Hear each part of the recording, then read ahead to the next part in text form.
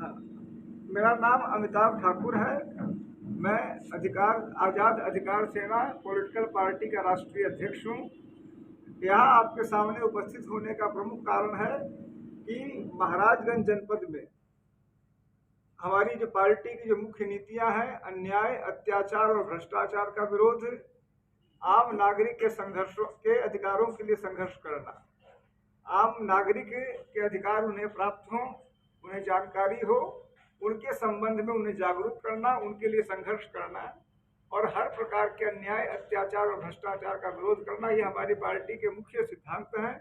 इसी क्रम में यह पार्टी वर्तमान समय में बिहार, उत्तर प्रदेश, दिल्ली, उत्तरांचल आदि कई राज्यों में हमारी पार्टी शनह शनह अपनी उपस्थिति दर्ज करा रही है। उत्तर प्रदेश में विभिन्न जनपदों में हमारी पार्टी ऑलरेडी मैदान में है। यद्यपि अभी हमारी संख्या बल कम है और अभी हम प्राथमिक स्टेज पे हैं। यहाँ महाराजगंज आने का उद्देश्य पार्टी की महाराजगंज में क्या गतिविधियां चल रही हैं, पार्टी की महाराजगंज में क्या स्थिति है, शासन प्रशासन द्वारा जिस प्रकार के तमाम सही गलत काम किए जा रहे हैं, जो निरंकुशताएं हैं, जो भ्रष्टाचार है, जो पुलिसिया उत्पीड़न की तमाम घटनाएं हैं, आपके महाराजगंज में भी है, उनके संबंध में हम लोग किस प्रकार से ऐसे कार्यों का विरोध कर सकते हैं, उनके बारे में जानकारी प्राप्त करना, स्थिति को समझते हुए समुचित कार्रवाई करने के लिए पार्टी को सचेत करना, पार्टी को उसमें क्रियाशील करना, यह उद्देश्य हमारा यहाँ का है।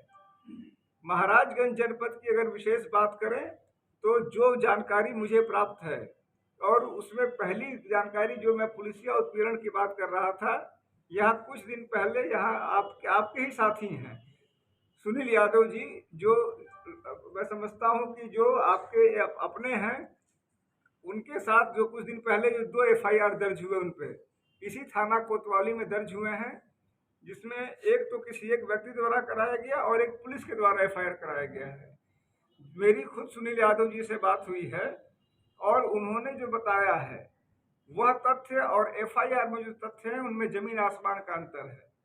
2 एफआईआर जो कराए गए हैं उसमें तो एक जो बाइक से जो टक्कर हुई थी और आपस में तू मैं हुई थी, तो पीड़ित पक्ष की ओर से कराया गया है। उसमें चीजें उस मौके पे वो सुनील यादव नहीं थे, उनका स्पष्ट कहना, उनके पास इस बात के सबूत है। थाने में जब सुनील यादव गए इस बात को लेके अपने साथियों के संबंध में जानकारी करने, जिस प्रकार से उनकी पिटाई की गई, यह पुलिसिया उत्पीड़न का, पुलिसिया भ्रष्टाचार का, पुलिसिया मनमानेपन का जघन्यतम उदाहरण था, जो सुनील यादव के साथ थाने में हुआ, एक पत्रकार के साथ थाने में हुआ जो एक खबर की कवरेज करने गए थे। उसके बाद पुलिस के एक सिपाही द्वारा उल्टे उनके खिलाफ एफआईआर दर्ज कर दी गई। यह एक बानगी है कि किस प्रकार से पुलिस महाराजगंज जिले में, किस प्रकार से पुलिस पूरे उत्तर प्रदेश में काम कर रही है, जहां शासन प्रशासन और पुलिस एक अजीबोगरीब पुलिसिया राज स्थापित कर चुकी है, जहां पर उल्टे, जहां एक पत्रकार थाने में जाता है एक मामले को लेके, पत्रकार के साथ पिटाई होती है, पुलिस वाला पत्रकार पे एफआईआर दर्ज कराता है और सब बाकी लोगों को शांत रहने का, चुप रहने का, डर पैदा करने का, माहौल पैदा करने का प्रयास हो रहा है। यह महाराजगंज पुलिस की स्थिति है। महाराजगंज पुलिस और उत्तर प्रदेश की पुलिस और उत्तर प्रदेश की सरकार अपराध रोकने में कितनी ज्यादा सक्षम है, वह बात भी आपके यहाँ 2 दिन पहले, बल्कि मेरे ख्याल से आज ही शायद वो जो घटना घटी है, जो 3.5 लाख रुपए करीब लूट हुई है आपके यहाँ, जो आपके यहाँ घटना घटी है सिसवा कस्बे में, दिन दहाड़े घटना घटी। यह कह रहे हैं कि सारे अपराधी जेल में हैं या नेपाल भाग गए हैं या प्रदेश के बाहर चले गए हैं। प्रश्न यह है कि जब नेपाल और अन्य प्रदेश चले गए हैं तो 5.5 लाख रुपए की यह दिन दहाड़े लूट कौन कर रहा है? क्या पुलिस के अफसर कर रहे हैं? यदि पुलिस वाले लूट नहीं कर रहे हैं तो 5.5 लाख की लूट किसने की है? और आप जो ताबड़तोड़ हाफ एनकाउंटर यानी पाँव में गोली मारना है, फुल एनकाउंटर यानी सीने में गोली मारना है, हमारी जानकारी के हिसाब से और हमारी पार्टी का स्पष्ट कहना है कि अब पैसे लेके एनकाउंटर हो रहे हैं। इनसे पैसे लिए, इनके विरोधी को निपटा दिया, इनके विरोधी से पैसे लिए, इनको निपटा दिया।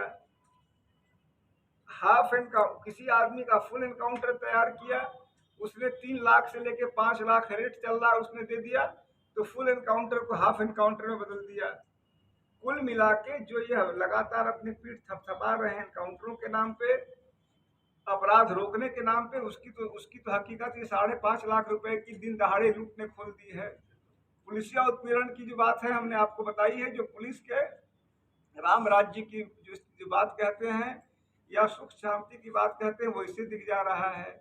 विकास की बात, आप सड़कों की स्थिति, इनके मंत्री रोज कहते हैं कि हम गड्ढा मुक्त सड़क बना रहे हैं, और गड्ढों की क्या स्थिति है यह भी अनवरत दिख रहा है।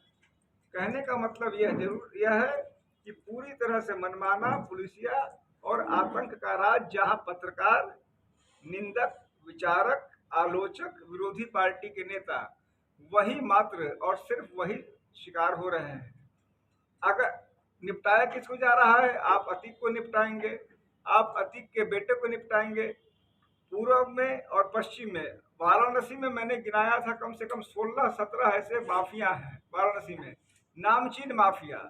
एक व्यक्ति तो उसमें 30 साल बाद इनके राज में जेल से बाहर आ गए, आज तक जेल में थे, इनके राज में जेल से बाहर आ गए, कल को वो सांसद बनेंगे, उसका इनकी पार्टी से सांसद बने।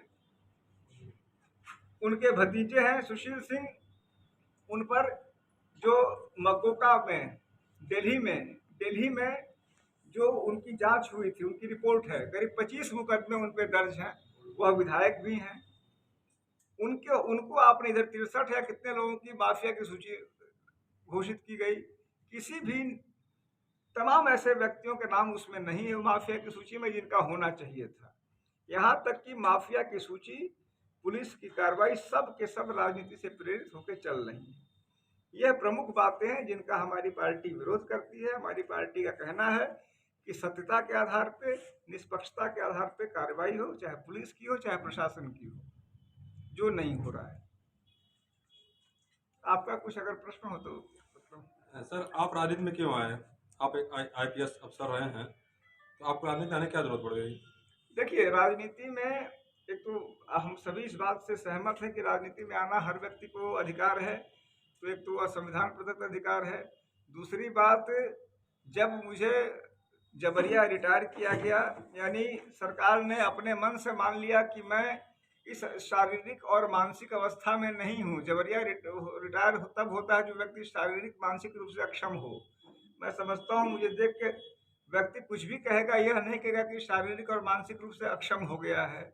तो जब मैं जबरिया रिटायर हो गया और मैंने यह पाया कि देश और समाज के लिए कुछ करने के लिए राजनीति एक प्रमुख और महत्वपूर्ण आयाम है, तो फिर मैंने राजनीति में आने का कार्य किया।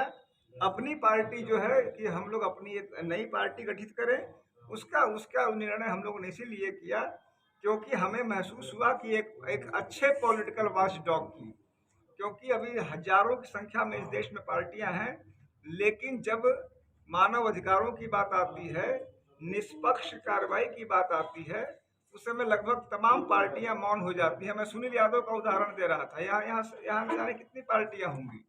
सुनील यादव जी के उस उत्पीड़न में लगभग कोई पार्टी नदारद है। मैं कल गोरखपुर में देख रहा था, वैसे एक मामला दलित उत्पीड़न का मामला।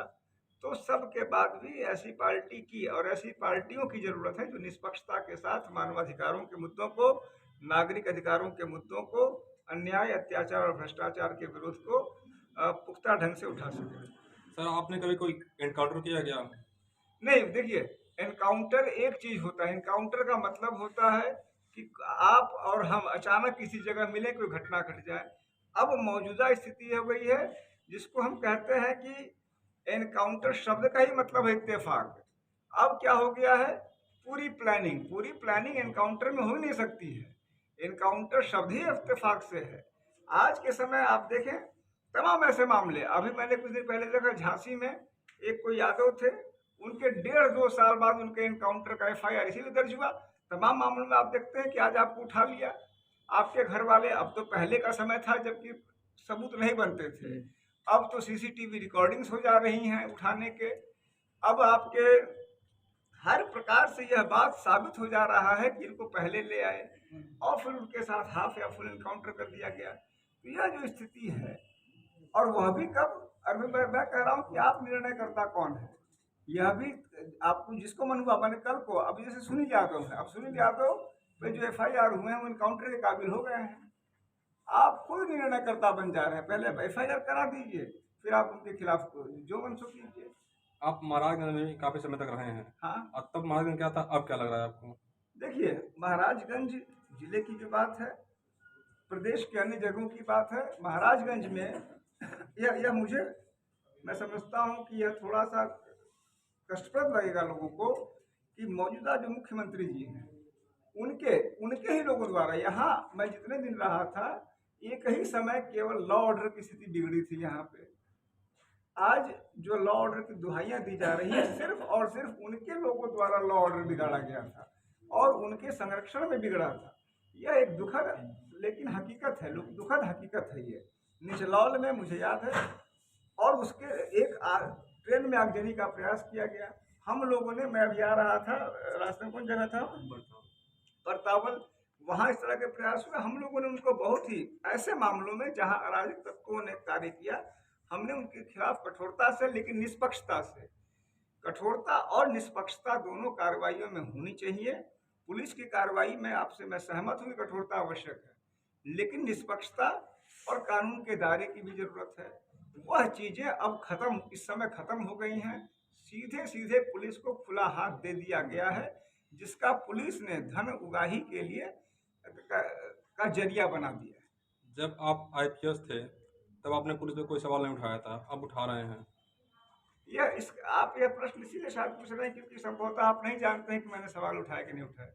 मैं अगर जो जबरिया रिटायर हुआ उसका कारण ही ये था कि मैंने पुलिस का सवाल उठाया, वरना शारीरिक मानसिक रूप से, जैसा मैंने कहा, मैं कभी अक्षम नहीं था। क्या मामला रहा होगा जो उठाया नहीं? मैंने 50 सवाल उठाया, मुझ पर चार्जशीट मुझे दिया गया जिसमें मुझे 17 आरोप थे कि आपने वहां जाके पुलिस पर शिकायत उठाई, आपने वहां जाके पुलिस पर आरोप लगाया। क्योंकि हर व्यक्ति की हर बात जानकारी में नहीं आती है, जैसे आपको मेरी ये जानकारी नहीं तथ्यों की, वरना मैं रिटायर क्यों होता। अगर मैं, मान लीजिए, मैं लकीर का फकीर बना रहता तो मैं तो 60 साल की उम्र तक सेवा में रहता ना। हाँ, तो यह नहीं है कि मैंने, मुझ पर और कोई कुछ भी आरोप लगा दे, यह नहीं कह सकता कि आपने पुलिस में रहते पुलिस की गलतियों को। आखिर मैं जर्मन रिटायर ही इसलिए हुआ क्योंकि मैंने पुलिस में सवाल उठाए। क्या चुनौतियां हैं आपके सामने आगे? हमारे सामने तमाम चुनौतियां हैं। एक चुनौती है कि हम जिस तरह से पार्टी को आगे बढ़ाना चाहते हैं, यानी कि जो धर्म जाति तोड़ फोड़ पर आधारित न हो, वह अपने आप में एक दुष्कर काम है। हम लोगों की बुनियादी समस्याओं के साथ बढ़ना चाहते हैं। अभी हम उस हद तक उस चीज को, जो कि एक आदत सी बना दी गई है कि लोगों के अंदर तोड़ फोड़ की प्रवृत्ति कर देना, वर्ग विभेद करने का प्रयास करना, उससे इतर होकर राजनीति करने की जो हम कोशिश कर रहे हैं, यह बेहद चुनौतीपूर्ण है। हम किसी जाति को टारगेट नहीं कर रहे हैं, किसी संप्रदाय को टारगेट नहीं कर रहे हैं, हम हर व्यक्ति को अपना समझ रहे हैं। राजनीति की यह विधा कुछ हद तक पारंपरिक विधाओं से, काफी हद तक पारंपरिक विधाओं से अलग है, जिसमें हमें निश्चित रूप से कठिनाइयों का अनुभव हो रहा है। लेकिन चूंकि हमारा उद्देश्य ही यही है कि हम लोगों के लिए वास्तविक कार्य कर सकें, हम इसमें आगे बढ़ सकें। इस बात के अलावा कि हमारा मुख्य उद्देश्य अन्याय, अत्याचार और भ्रष्टाचार का विरोध है, साथ ही साथ हम एक पॉलिटिकल पार्टी भी हैं, और एक पॉलिटिकल पार्टी के रूप में चुनाव में प्रतिभाग करना भी हमारी प्रमुख जिम्मेदारी और दायित्व है।